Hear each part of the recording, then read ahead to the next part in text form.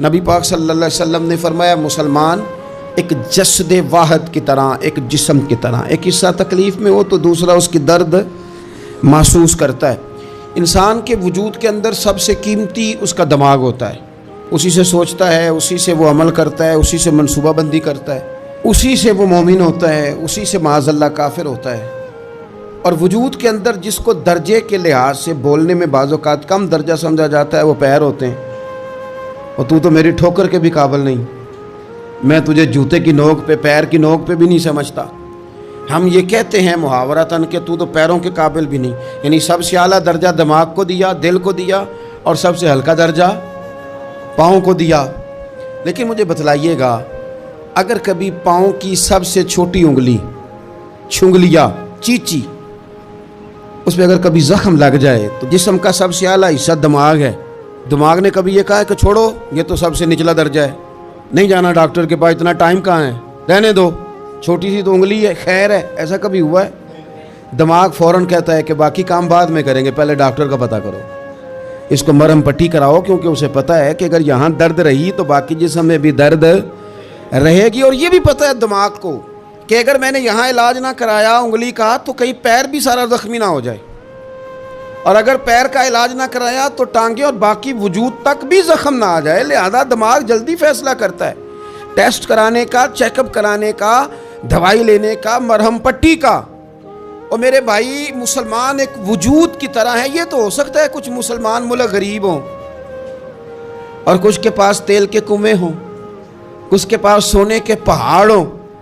یہ تو ہو سکتا ہے کہ بعض اوقات یہ وہ سمجھ لیں کہ ہم اعلیٰ درجے کے ہیں، لیکن یہ یاد رکھیں اگر ایک جسم کی طرح ہیں، سوچتے ہیں اور ہیں، کیونکہ نبی پاک نے فرمایا ہے، اگر اس طرح سوچتے ہیں پھر میرا خیال ہے کہ جس طرح تیل کے کنویں والے کو اپنی درد ہوتی ہے نا، سونے کے پہاڑوں والے ملک کو جس طرح اپنی درد ہوتی ہے نا، اس طرح اسے کسی کو بھیکارت کی نظر سے دیکھنا نہیں چاہیے، چونکہ جسد واحد ہے۔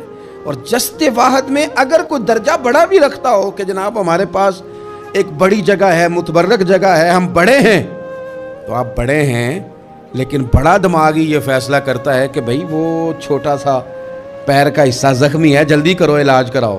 لیکن بڑے دماغ والا کہے کہ میرا گھر تو محفوظ ہے، اس کا مطلب ہے بڑے دماغ والے نے یا تو سوچنا بند کر دیا ہے، یا وہ خود غرض ہو گیا ہے، یا لالچی ہو گیا ہے، یا پھر وہ یہ ماننے کو تیار نہیں۔ میں حدیث پاک کا ترجمہ کر رہا ہوں، میں تو حدیث پاک بیان کر کے مثال دے رہا ہوں، اب مجھے حدیث کا ترجمہ تو کرنے دینا بھائی، حضور کے فرمان پر تو بات کرنے دو نا بھائی۔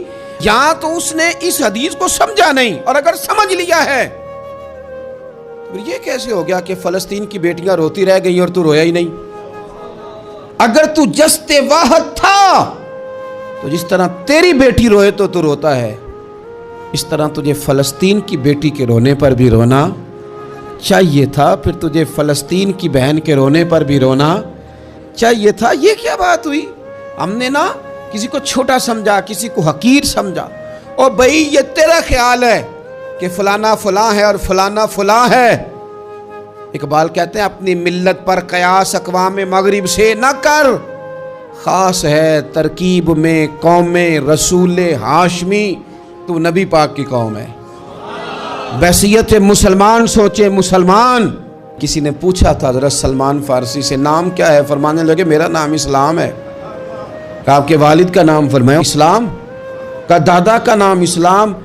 آپ فرمانے لگے تو کتنے کو سوال پوچھے گا، میں کتنے کو جواب دوں گا؟ سلمان کا ہر چیز ہی محمد مصطفیٰ کا دین ہے، میرا سارا کچھ میرے نبی پاک کا دین ہے، شروع بھی یہی ہے، اختتام بھی یہی ہے، یہی میرا سارا کچھ ہے۔ داستان حسن جب پھیلی تو لامحدود تھی، اور جب سمٹی ہے تو آقا بس تیرا نام ہو کے رہ گئی۔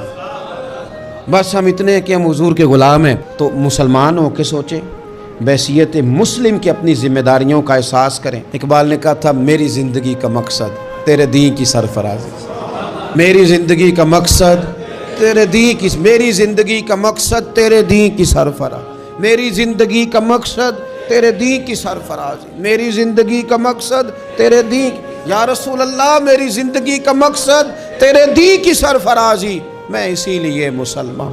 میں اسی لیے نمازی، میں اسی لیے مسلمان، میں اس کے لیے کام کس طرح کریں، جد و جہد کس طرح کریں؟ تو ہمیں کہا گیا قوت عشق سے ہر پست کو بالا کر دے اور دہر میں اس میں محمد سے اجالا کر دے، دہر میں اس میں محمد سے اجالا کر دے۔ اقبال سے پوچھا، اقبال اس کام میں مدد کیسے ملے گی، کس طرح آگے بڑھیں گے؟ تو اس نے کہا بازو تیرا توحید کی قوت سے قوی ہے، اللہ تیری مدد کرے گا، تم موحد ہے، رب کو ماننے والا ہے، بازو تیرا توحید کی قوت سے قوی ہے، اسلام تیرا دیس ہے، کیونکہ تو مصطفی ہے، تو مصطفیٰ کریم کا ماننے والا ہے، تیری مدد ہوگی ہر میدان۔